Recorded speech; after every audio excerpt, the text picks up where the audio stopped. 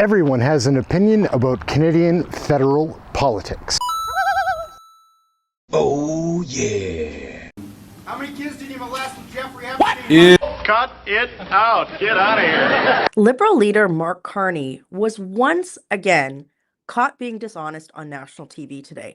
And this has become a pattern with this man. Now, for somebody who wants to be the prime minister of G7 country, you think he'd be a little bit more, I don't know, honest with Canadians. You have to see what happened today. This is absolutely crazy. So just to set the context on what happened, President Trump had made some remarks about the 51st state in a call that he had with Mark Carney. At least that's what he said anyways. But when Mark Carney was asked about it a few weeks ago, he was like, oh, no, nothing happened. Watch what happened when he was questioned about this today by journalists. You've got to see this. Yes or no, did Mr. Trump bring up the 51st state in his call with you? I said that he did. I said that he did. But the president, to be clear, the president respected Canada's sovereignty today, both in his private and public comments. I asked you about this on March 28th after the call, and you said that President Trump respected Canada's sovereignty both privately and in his public conversations. He did. Were you being truthful? He absolutely did. He absolutely did. Look.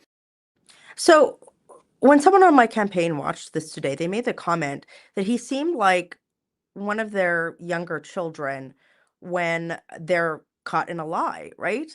Even a lie of an omission is a lie. And again, like his body language and his mannerisms when he was asked by the reporters was both irritated. You'll remember he told a reporter to look inside herself earlier in the campaign when he was caught in, misspeaking or whatever he would call it. But his body language in this was both irritated and clearly caught in being dishonest, right? So this is somebody who wants to be the leader of a G7 country, and yet throughout the campaign has been caught in these like mistruths, misinformation, called out on it, and then just bold-faced lie. This isn't the first time. There's multiple examples of this. It just even in recent weeks alone. So for example, a few weeks ago, he was caught in a lie. He had said that he had resigned all of his board positions, and then it came out that he hadn't. So here's a newspaper article right here. It said, Carney said he resigned from all his roles to run for the Liberal leadership. Turned out he hadn't. So again, there was a lie. Now, yet another example. You'll remember that he had said essentially that he had no role, even though he was the chair of the board of directors of Brookfield Company, a corporation, in moving its headquarters from Toronto into the United States. And now look at this. Here's another headline. Carney lied about his support for relocating his company from Canada to the US. So Conservatives had found documents that outed him, and then the media reported on it. Another example, remember he claimed that he helped Paul Martin balance the budget. Well, it turns out that he wasn't even in Canada during that period of time. So again, I just want you to watch now hearing these patterns of lies. I want you to watch this clip again from earlier today. So again, like there was clearly, he said one thing about this conversation with President Trump, and that was contradicted. And watch his response to the reporters. Again, watch what happened this morning. Yes or no, did Mr. Trump bring up the 51st state in his call with you? I said that he did. I said that he did. But the president, to be clear, the president respected Canada's sovereignty today, both in his private and public comments. I asked you about this on March 28th after the call, and you said that President Trump respected Canada's sovereignty both privately and in his public conversations. He did. Were you being truthful? He absolutely did. He absolutely did. Look. So Liberals have lied to Canadians about deficits, about scandals. Even Mark Carney himself tried to say, "Oh, I wouldn't believe everything that you read in the Globe and Mail." This was about an issue with one of his candidates, I believe. So, this man is running to be the Prime Minister of Canada for a party that led our country into ruination, economic ruination. Crime is out of control, right? Enough of this. The Liberals don't deserve 4 more years, and certainly not under a man who was Justin Trudeau's economic advisor, and now, even during the campaign, has a track record of getting caught in things by the national media. So share this video, share it over and share it widely so that people understand what they're voting for if they want to consider voting Liberal.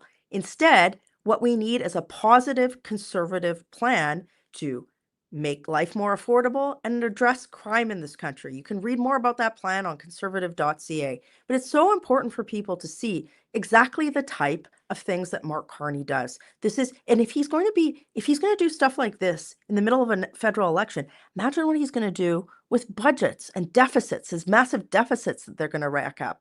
Do you really think that like the Liberals' decade of corruption and scandals are going to get better under somebody who's as blatant as this? It's crazy. Share this video, get the word out, and tell people it's time for change. It's time for a conservative government. Working hard for you in Calgary Nose Hill. Have a great day. This is your last chance. After this, there is no turning back. You take the blue pill. The story ends. You wake up in your bed and believe whatever you want to believe. How many kids did you molest with Jeffrey Epstein? You take the red pill. You stay in Wonderland. And I show you how deep the rabbit hole goes. I've said for weeks that Mark Carney is just like Justin Trudeau. Now, I can be the bigger person. I can admit when I'm wrong. Mark Carney isn't just like Justin Trudeau. He's worse. Much worse. Today, Mark Carney revealed his election platform. It promised even more inflationary government spending and higher government deficits. Now, don't take my word for it. Here's what one economist, normally a friend to Mark Carney, called this Liberal platform. Quote, spendorama, with even larger deficits than Freeland's that just go on forever. I was hoping Carney would pull the Liberals back to the center with a focus on fiscal discipline. It is not to be, end quote. The National Post said, quote, Liberals promise $130 billion in new spending and no timeline to balance the budget, end quote. CTV said, quote, Carney platform promises $130 billion in new spending, deficits until 2029, end quote. And even from the government-funded CBC, quote, Liberal platform promises $130 billion in new spending over 4 years, adding $225 billion to federal debt, end quote. And here's an interesting one from Bloomberg, quote, overall, the platform shows Canada's fiscal position worsening if the Liberals are re-elected on April 28th, end quote. But this is the most important thing. Carney's sky-high inflationary spending means higher taxes, raising the cost of everything from groceries to housing to gas to clothing. You can't afford a fourth Liberal term. Only a new Conservative government will get government spending under control by passing a dollar-for-dollar law, requiring the government to find $1 of savings for every new dollar of spending. We will axe taxes, build homes, cut red tape, and unleash our resources. Vote for change. Vote Conservative. Hey, that's something everyone can enjoy. Oh, yeah. So by now, you probably know all about Mark Carney's Brookfield issues. Carney desperately doesn't want to talk about the Brookfield funds he set up in island tax havens like Bermuda and the Cayman Islands, or how much money he is personally set to make off his Brookfield investments while serving as Prime Minister. In fact, Carney has repeatedly refused to rule out collecting payments from Brookfield in the future. I own nothing now. I came into public life at a time of crisis. Global News followed up with Carney's staff, Carolyn, but their response did not address if Carney expects future payments from either Brookfield or Stripe. But don't worry, Mark Carney says it's all in a blind trust, even though Carney knows exactly what went into that blind trust. It's only blind to other Canadians, since Carney refuses to publicly disclose his assets as all other leaders and members of Parliament have already done. And don't worry, Mark Carney says he has conflict of interest screens in place to ensure he doesn't do anything to promote any companies he's financially invested in. All good, right? Well, not so fast, something incredible happened last night. On the nationally televised French leaders' debate, with millions of voters watching, Mark Carney decided to promote a company he's personally invested in. Nuclear companies, including Westinghouse. Did you hear that? He promoted the massive American corporation Westinghouse for nuclear power. And guess who owns Westinghouse? Brookfield, of course. Brookfield bought 51% of Westinghouse back when Carney was the chair of Brookfield. And not just Brookfield, but the very investment fund Mark Carney set up and managed, the Bermuda-based Global Transition Fund. Mark Carney was the co-lead of that very fund. If Westinghouse wins Canadian contracts, Mark Carney is almost certainly set to benefit financially.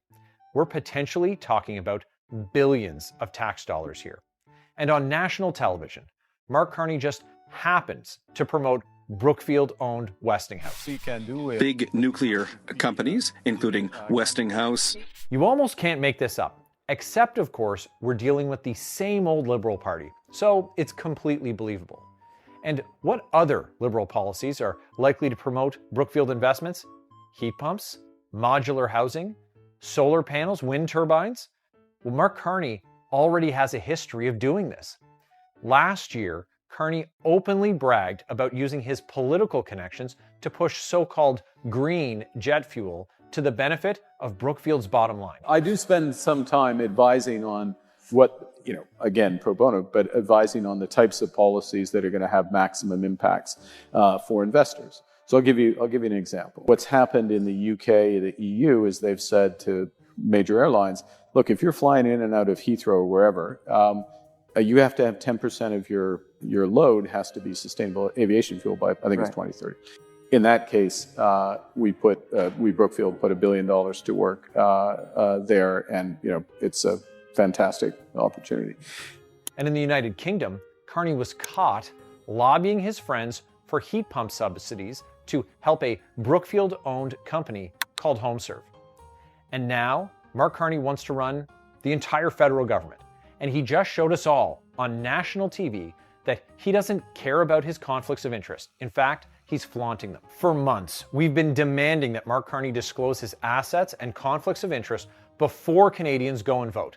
And Carney has repeatedly refused to do so. He's dismissively laughed it off, as only a Liberal could do.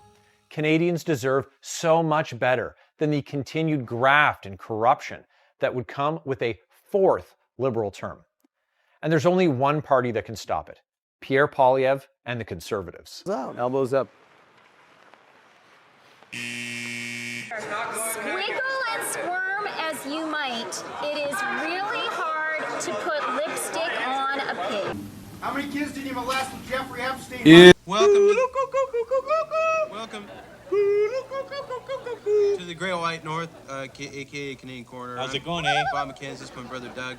Today our topic is dog scoops.